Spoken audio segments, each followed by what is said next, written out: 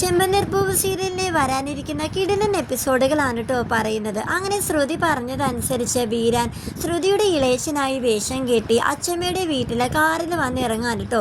അപ്പോൾ ചന്ദ്രമതിയും ശ്രുതിയും വീരാനെ കണ്ട ഉടനെ തന്നെ ഇളയച്ചൻ കൊള്ളാലോ, ഗെറ്റപ്പാണല്ലോ എന്നൊക്കെ ഇങ്ങനെ പറയാണ്.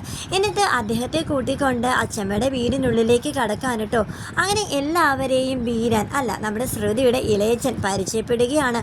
അപ്പോൾ ശ്രുതി ഇങ്ങനെ ടെൻഷൻ അടിച്ചിങ്ങനെ നിൽക്കാൻ കേട്ടോ. വീരാൻ്റെ വായിൽ നിന്ന് എന്തെങ്കിലും അബദ്ധത്തിൽ വീണാൽ എന്തായിരിക്കും സ്ഥിതി എന്നൊക്കെ ഇങ്ങനെ ഓർത്തിങ്ങനെ ടെൻഷൻ അടിച്ചാണ് അവരുടെ നിപ്പ്. അങ്ങനെ എല്ലാവരും ഇങ്ങനെ പരിചയപ്പെട്ട് വർഷം അപ്പോൾ ചോദിക്കുന്നുണ്ട്, അത് പിന്നെ അങ്കിള് മലേഷ്യയിൽ എവിടെയാണ്?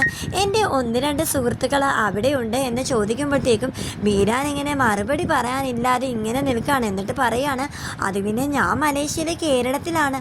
വർഷം അപ്പോൾ അത് പിന്നെ അങ്കിൾ നമ്മളിപ്പോൾ കേരളത്തിലല്ലേ ഉള്ളത്, മലേഷ്യയിൽ അങ്കിൾ എവിടെയാണെന്നാണ് ഞാൻ ചോദിച്ചത്. അങ്ങനെ ഉത്തരം പറയാനായിട്ട് ബുദ്ധിമുട്ടിയിരുന്ന ബീരാനെ രക്ഷിച്ചുകൊണ്ട് ശ്രുതി ഉടനെ തന്നെ ചാടിക്കേറിയ ഒരു സ്ഥലത്തിൻ്റെ പേരിങ്ങനെ പറയുന്നുണ്ട് കേട്ടോ. ഉടനെ തന്നെ ബീരാനാണെങ്കിൽ തട്ടം എടുത്തോണ്ട് വരാമോ എന്നിങ്ങനെ പറയാണ്. അപ്പോൾ ചന്ദ്രമതി ആണെങ്കിൽ, രേവതി നീ പോയി തട്ടം എടുത്തോണ്ട് വാന്നിങ്ങനെ പറയാൻ കേട്ടോ. അപ്പോൾ അച്ഛമ്മ ഉടനെ തന്നെ ചന്ദ്രമതിയെ വഴക്ക് പറയാണ്, നീ എന്താ എന്ത് കാര്യം ഉണ്ടെങ്കിൽ രേവതിയോട് പറയുന്നത്, തട്ടം എടുത്തോണ്ട് വരാൻ പറഞ്ഞാൽ നിനക്ക് പോയി എടുത്തോണ്ട് വന്നോടെ എന്നിങ്ങനെ ചോദിക്കാൻ കേട്ടോ. അങ്ങനെ ചന്ദ്രമതി തന്നെ തപ്പിക്കൊണ്ട് ഇങ്ങനെ തട്ടം എടുത്തോണ്ട് വരികയാണ്. അങ്ങനെ വീരാൻ നമ്മുടെ ശ്രുതിയുടെ ഇളയച്ചൻ എല്ലാ ഫ്രൂട്ട്സ് എല്ലാം എടുത്ത് ഇങ്ങനെ തട്ടത്തിൻ്റെ പുറത്തൊക്കെ വെച്ച് മുല്ലപ്പൂവൊക്കെ വെച്ച് അവർക്കുള്ള ഡ്രസ്സും ഒക്കെ വെച്ച് ഇങ്ങനെ തട്ടം ഇങ്ങനെ കൊടുക്കാനായിട്ട് ഇങ്ങനെ ഒരുങ്ങാൻ കേട്ടോ.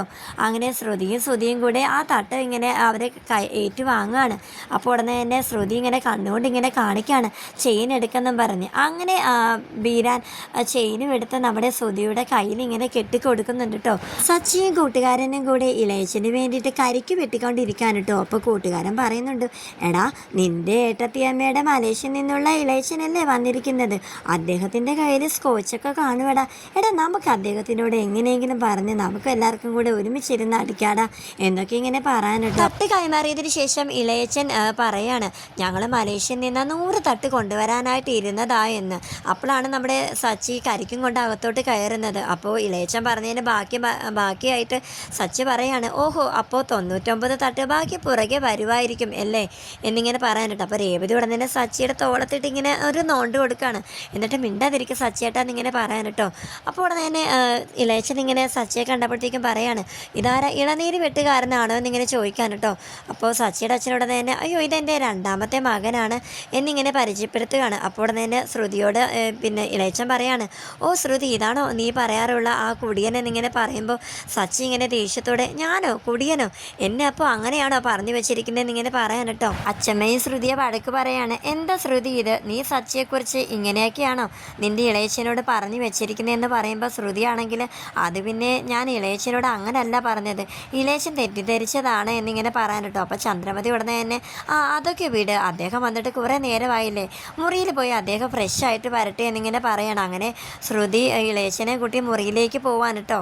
ശ്രുതി ബീരാനെ വഴക്ക് പറയാൻ കേട്ടോ, നിങ്ങൾ എന്തൊക്കെയാണ് അവിടെ വിളിച്ചു പറഞ്ഞത്, ഞാൻ പറയുന്നത് പോലെ തന്നെ പറയണമെന്ന് പറഞ്ഞിട്ട് വായിന്ന് വീഴുന്നതെല്ലാം വെടിതകളാണല്ലോ, ഇനി നിങ്ങളെ ഞാൻ പറയാതെ വാ തുറന്നു പോകരുതെന്നിങ്ങനെ ബീരാനെ വഴക്ക് പറയാണ്. അപ്പോൾ ബീരാൻ പറയുന്നുണ്ട്, ഇനിയുള്ള ആക്ടിംഗ് ഒക്കെ സൂപ്പറായിരിക്കും, ഞാൻ എന്തായാലും പോയി കുളിച്ചിട്ട് വരാമെന്ന് പറഞ്ഞിങ്ങനെ ഫ്രഷ് ആവാനായിട്ട് പോകാൻ കേട്ടോ.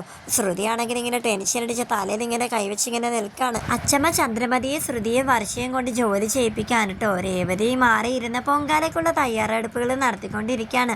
ചന്ദ്രമതി അപ്പോൾ പറയുന്നുണ്ട്, ഞങ്ങൾ 3 പേരും മാത്രം ശ്രമിച്ചാൽ എങ്ങനെ പെട്ടെന്ന് ഊണ് റെഡിയാവുക, ആ രേവതി കൂടെ ഇങ്ങോട്ടേക്ക് വരാൻ പറയുന്ന ഇങ്ങനെ പറയാൻ കേട്ടോ. അപ്പോൾ അച്ഛമ്മ പറയുന്നുണ്ട്, അതൊന്നും വേണ്ട, രേവതി മോൾ അവിടെ ഇരുന്നോട്ടെ, നിങ്ങൾ 3 പേരും കൂടെ ചെയ്താൽ മതി, അവൾ ഇത്രയും നാൾ ഒറ്റയ്ക്കല്ലേ ഇതെല്ലാം ചെയ്തുകൊണ്ടിരുന്നത് എന്നിങ്ങനെ പറയാൻ കേട്ടോ. അങ്ങനെ ചന്ദ്രമതി ഇങ്ങനെ ദേഷ്യത്തോടെ ഇങ്ങനെ പച്ചക്കറി ഇങ്ങനെ അരിഞ്ഞുകൊണ്ടിരിക്കുകയാണ്. അപ്പോഴാണ് കുളി കഴിഞ്ഞിട്ട് ശ്രുതിയുടെ ഇളയച്ചൻ അങ്ങോട്ടേക്ക് വരുന്നത്.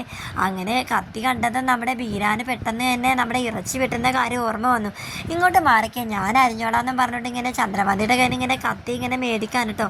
അങ്ങനെ ഇറച്ചി കട്ട് ചെയ്യുന്നത് പോലെ ഇങ്ങനെ പച്ചക്കറി ഇങ്ങനെ വലിയ പീസായിട്ട് ഇങ്ങനെ കട്ട് ചെയ്തുകൊണ്ടിരിക്കുകയാണ്. അപ്പോൾ സച്ചിൻ രേവതിയും എല്ലാവരും ഇങ്ങനെ നോക്കുകയാണ്, ഇത് എന്താ ഈ കാണിച്ചു വെക്കുന്നതെന്നിങ്ങനെ. അപ്പോൾ ശ്രുതി ഉടനെ തന്നെ, ഇളയച്ച മതി നിർത്ത്, റൂമിലേക്ക് പോയിക്കോന്ന് ഇങ്ങനെ പറയുമ്പോഴും കത്തി കണ്ട സന്തോഷത്തിൽ ഇറച്ചി വെട്ടുന്നതിൽ പച്ചക്കറി അരിഞ്ഞരിഞ്ഞ് കൂട്ടുകയാണ് കേട്ടോ.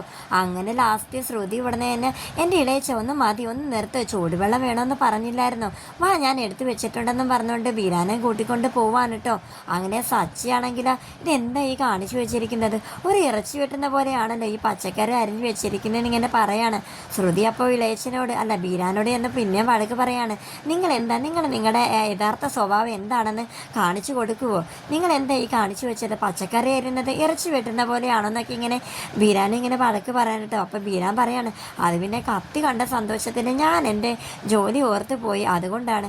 ഇനി ഞാനിങ്ങനെ ആവർത്തിക്കില്ലെന്നൊക്കെ ഇങ്ങനെ ശ്രുതിയോട് ഇങ്ങനെ പറയാനിട്ടോ. അപ്പോൾ സച്ചിയാണെങ്കിലോ കൂട്ടുകാരനോട് ഇങ്ങനെ പറയുന്നുണ്ട്, എടാ അയാളുടെ സ്വഭാവത്തിൽ എന്തോ ഒരു പന്തികേടുണ്ടല്ലോടാ.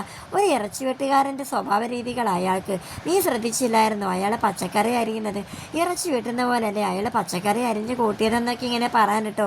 അപ്പോൾ കൂട്ടുകാരനും പറയുന്നുണ്ട്, അതേടാ അയാളുടെ സംസാര രീതിയെല്ലാം കേട്ടിട്ട് നമ്മുടെ ഇവിടുത്തെ നാട്ടിൻപുറത്തുകാരിലുള്ള ഒരാളെപ്പോലെ തന്നെ എനിക്കും തോന്നിയത്. അയാൾ മലേഷ്യയിൽ നിന്ന് തന്നെയാണോ വന്നതെന്ന് എനിക്ക് സംശയം ഉണ്ടടാന്നിങ്ങനെ പറയാനിട്ടോ. അപ്പോൾ സച്ചിയും പറയുന്നുണ്ട്, ഇത്രയും നാൾ മലേഷ്യയിൽ നിന്ന് അച്ഛൻ വരുമെന്നാണ് പറഞ്ഞുകൊണ്ടിരുന്നത്, എന്നിട്ടിപ്പോൾ വന്നതോ ഇളയച്ചൻ. ഈ വന്നിരിക്കുന്നത് ഇളയച്ചൻ തന്നെയാണോ അല്ലയോ എന്ന് അയാളുടെ വായിൽ നിന്ന് തന്നെ പറയിപ്പിക്കണമെന്നിങ്ങനെ കൂട്ടുകാരനോട് പറഞ്ഞുകൊണ്ട് നിൽക്കുന്നതായിട്ടാണ് ഇന്നത്തെ എപ്പിസോഡ് വൈൻഡപ്പ് ചെയ്തിരിക്കുന്നത്.